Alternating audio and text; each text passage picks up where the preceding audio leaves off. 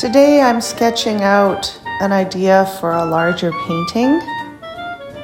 So the canvas I'm working on right now is relatively small. I think it's 12 by 16 inches. Don't quote me on that.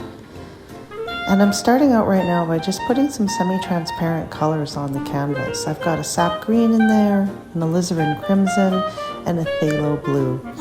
And what I'm going to do is I'm going to start with the backdrop, the sky, and the sky is going to be Northern Lights. A lot of this painting is fiddling without a plan, as I like to think of it. I knew I wanted some Northern Lights today. I knew I wanted some wintry trees, and that is about as far as my creative process went. I thought, well, we'll see what happens when I sit down in front of the canvas. I'll just kind of compose as I paint. The reason you saw me scrape sideways across the bottom of the canvas there is I went, oh, water. I should definitely have some water in there too. So I thought I was going to pre-prepare.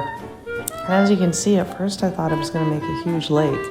And then, well, I immediately changed my mind. Those are some pretty steep banks that we have happening there.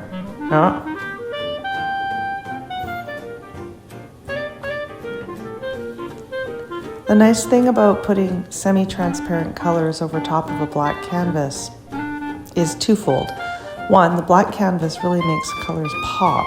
And two, you can use the semi-transparent colors as a base to create the balance for your whole piece, because the colors will just lift up into whatever you put on top of them. So a lot of this painting is in fact just being painted with titanium white and sculpting around it. That row of trees in the back, those are not titanium white. That is a dark mix of the phthalo blue and the sap green mushed together and then stamped on. But you'll see that the white will come back out for those as well. There is a lot of oil on the canvas at this point, so I ripped up some shop towels, put them down on the canvas, and I left them there for about 45 minutes before I came back and ripped them off. Here we go. Let's highlight those bushes, because it is a snowy, snowy night after all. And you see how the white just keeps picking up the color that was originally underneath on the canvas? That's gorgeous, eh? One problem with a technique like this is, of course, the fact that the canvas gets really, really, really, really, really slick and really, really, really oily. So you have to watch that out. I wasn't too concerned because, as I mentioned earlier, I had no plan. None. I had no good plan for what was happening here today. We were just going to paint and find out as we went.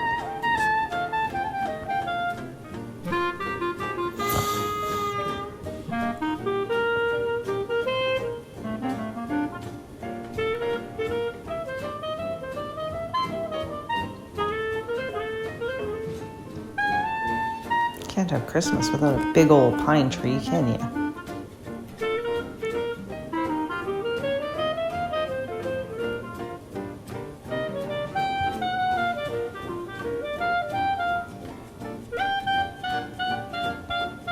If you're wondering about that blue blob, I didn't know what that was going to be either. So when I realized that I had no clue, I just turned it into a bush and hoped for the best. That's the thing. If you're going to do an afternoon just experimenting, you have to also be prepared for the fact that your painting may not come out to be anything except for a thought experiment or a chance to learn a few things. It's really freeing to be able to paint without an agenda at times. The fuck around and find out school of art, as it were. But you do have to be prepared for the fact that you might have a complete disaster on your hands and love it and just kind of embrace it. I don't paint with my palette knife a lot. I don't do a lot of palette knife paintings. But I felt that this painting deserved a chance for me to mess about with a palette knife, especially since these branches were going to be all icy and snowy and a little bit on the grumpy cold side.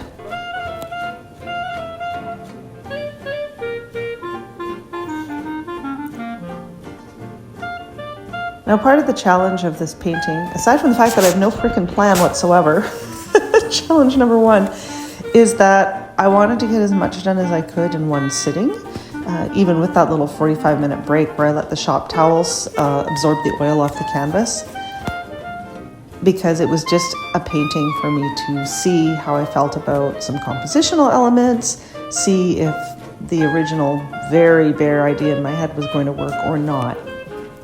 So this isn't a painting that I'm going to come back to and fix later or adjust later. Whatever happens today, that's it. Even though there's a lot of things you can't do on a painting that's soaking wet. And believe you me, this one is real greasy right now. Like Pauly Shore level of greasy, for any of you old enough to get that reference.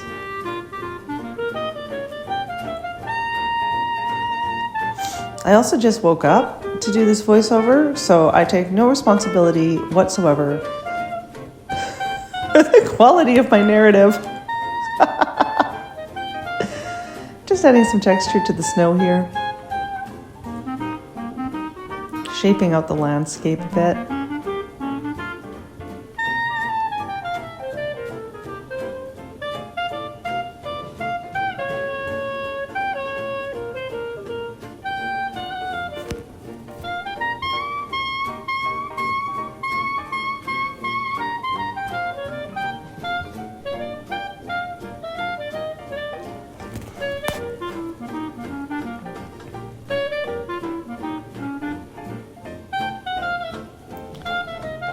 I'm icing up the river. The river definitely doesn't have enough curve on it. I will probably do this painting in a full 18 by 24 now that I've kind of mapped it out on the smaller canvas. And one of the things I'm definitely going to be adjusting is the river. The river is too narrow. It doesn't get enough love, and it's really straight. Like, it's too straight. It really needs to curve around the bend and go get lost in the forest, and it's not really doing that here. I also really want to change my balance on how those northern lights are distributed in the back. It's far too green, red, and blue. It looks like someone's national flag at the moment. But we can fix that in the bigger picture. So there you have it, everybody. This is the day of just messing around and planning. Bye.